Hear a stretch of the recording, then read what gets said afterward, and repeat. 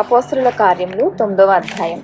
సౌలు ఇంకను ప్రభువు యొక్క శిష్యులను బెదిరించుటయును హత్య చేయుటయును తనకు ప్రాణాధారమైనట్టు ప్రధాన యాజకుని యొద్దకు వెళ్లి, ఈ మార్గమందున పురుషులనైనను స్త్రీలనైనను కనుగొనని యెడల వారిని బంధించి యెరూషలేమునకు తీసుకుని వచ్చుటకు దమస్కులోని సమాజముల వారికి పత్రికలిమ్మని అడిగాను. అతడు ప్రయాణము చేయుచు దమస్కు దగ్గరకు వచ్చినప్పుడు అకస్మాత్తుగా ఆకాశం నుండి ఒక వెలుగు అతని చుట్టూ ప్రకాశించెను. అప్పుడు అతడు నేల మీద పడి, సౌలా సౌలా, నీవేళ నన్ను హింసించున్నావని తనతో ఒక స్వరము పలుకుట వినెను. ప్రభువా, నీవెవడవని అడుగగా ఆయన, నేను నీవు హింసించుచున్న యేసును, లేచి పట్నంలోనికి వెళ్ళుము, అక్కడ నువ్వు ఏం చేయవలనో అది నీకు తెలియబడని చెప్పెను. అతనితో ప్రయాణం చేసిన మనుషులు ఆ స్వరం వినిరి కాని ఎవరిని చూడక మౌనులై నిలువబడ్రి.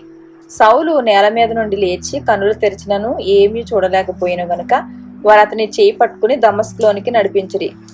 అతడు 3 దినములు చూపులేక అన్నపానములేమీ పుచ్చుకొనక ఉండెను. దమస్కులో అననీయ అని ఒక శిష్యుడుండెను. ప్రభు దర్శనమందు అననీయ అని అతన్ని పిలువగా అతడు, ప్రభువా, ఇదిగో నేనున్నాను అనెను. అందుకు ప్రభువు, నీవు లేచి తిన్ననిది అనబడిన వీధికి వెళ్లి యోధా అనువాని ఇంట తార్సువాడిన సౌలు అనువాని కొరకు విచారించుము. ఇదిగో అతడు ప్రార్థన చేయుచున్నాడు. అతడు అననీయ అను ఒక మనుషుడు లోపలికి వచ్చి తాను దృష్టి పొందినట్లు తల మీద చేతులుంచుట చూచి ఉన్నాడని చెప్పెను.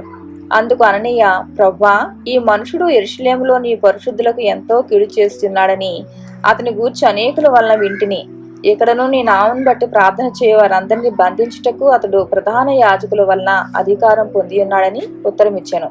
అందుకు ప్రభువు, నీవు వెళ్ళుము, అన్యజనుల ఎదుటను రాజుల ఎదుటను ఇశ్రాయేలుల ఎదుటను నా నామం భరించుటకు ఇతడు నేను ఏర్పరచుకున్న సాధనమై ఉన్నాడు. ఇతడు నా నామం కొరకు ఎన్ని శ్రమలను అనుభవింపవలనో నేను ఇతనికి చూపుదునని అతనితో చెప్పాను. అననీయ వెళ్లి ఆ ఇంట ప్రవేశించి అతని మీద చేతులుంచి, సౌలా, సహోదరుడా, నీవు వచ్చిన మార్గంలో నీకు కనబడిన ప్రభువైన యేసు నీవు దృష్టి పొంది పరిశుద్ధాత్మతో నింపబడినట్లు నన్ను పంపి ఉన్నాడని చెప్పాను. అప్పుడే అతని కనుల నుండి పొరల వంటివి రాలగా దృష్టి కలిగి లేచి బాప్తిస్మం పొందెను. తరువాత ఆహారం పుచ్చుకొని బలపడెను. పిమ్మట అతడు దమస్కులో ఉన్న శిష్యులతో కూడా కొన్ని దినములుండెను. వెంటనే సమాజ మందిరముల్లో యేసే దేవుని కుమారుడిని ఆయనను గూర్చి ప్రకటించుచూ వచ్చెను. వినిన వారందరూ విభ్రాంతి నుండి, యెరూషలేములో ఈ నామం బట్టి ప్రార్థన చేయవారిని నాశనం చేసిన వాడితడే కాదా, వారిని బంధించి ప్రధాన యాజకుల యొద్దకు కొనిపోవుటకు ఇక్కడికి కూడా వచ్చి ఉన్నాడని చెప్పుకొనిరి. అయితే సౌలు మరి ఎక్కువగా బలపడి ఈయనే క్రీస్తు అని రుజువుపరచుచు దమస్కులో కాపురమున్న యూదులను కలవరపరచెను. అనేక దినములు గతించిన పిమ్మట యూదులు అతన్ని చంపన ఆలోచింపగా వారి ఆలోచన సౌలునకు తెలియవచ్చెను. వారు అతని చంపవలనని రాత్రింపగళ్ళు ద్వారముల యొద్ద కాచుకొనుచు ఉండిరి. గనుక అతని శిష్యులు రాత్రి వేళ అతన్ని తీసుకుని పోయి గంపలో ఉంచి గోడగుండా అతని క్రిందికి దింపిరి. అతడు యెరూషలేములోనికి వచ్చి శిష్యులతో కలుసుకొనుటకు యత్నము చేసెను కాని అతడు శిష్యుడని నమ్మక అందరినూ అతనికి భయపడిరి. అయితే బర్నబా అతని దగ్గర తీసి అపోస్తలుల యొద్దకు తోడుకొని వచ్చి అతడు త్రోవలో ప్రభువును చూచిననియు ప్రభువు అతనితో మాట్లాడిననియు అతడు దమస్కులో యేసు నామమును బట్టి ధైర్యముగా బోధించిననియు వారికి వివరముగా తెలియపరచును. అతడు యెరూషలేములో వారితో కూడా వచ్చుచు పోవుచు ప్రభువు నామమును బట్టి ధైర్యముగా బోధించుచు గ్రీకు భాషను మాట్లాడు యూదులతో మాట్లాడుచు తర్కించుచూ ఉండెను.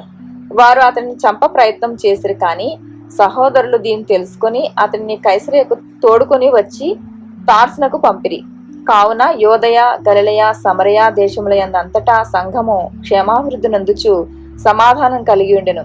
మరియు ప్రభువునందు భయమును పరిశుద్ధాత్మ ఆదరణయు కలిగి నడుచుకొనుచు విస్తరించుచూ ఉండెను.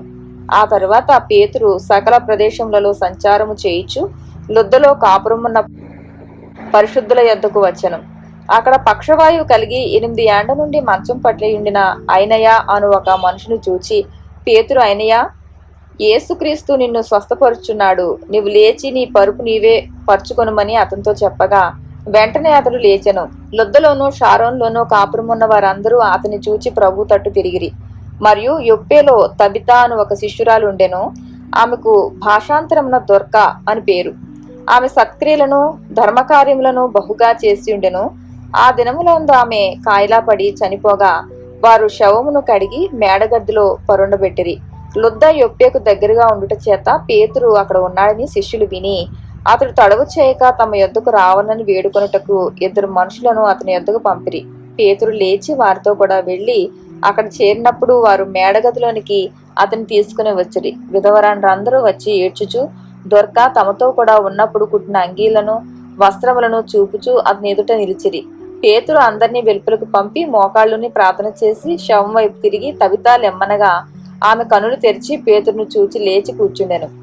అతడు ఆమెకు చెయ్యి ఇచ్చి లేవనెత్తి పరిశుద్ధులను విధవరాండ్రను పిలిచి ఆమెను సజీవురాలుగా వారికి అప్పగించెను. అది యొప్పే అందంతటా తెలిసినప్పుడు అనేకులు ప్రభువునందు విశ్వాసం ఉంచిరి. పేతురు యొప్పేలో సీమోనను ఒక చర్మకారుని యొద్ద బహుదినములు నివసించెను. ఆమేన్.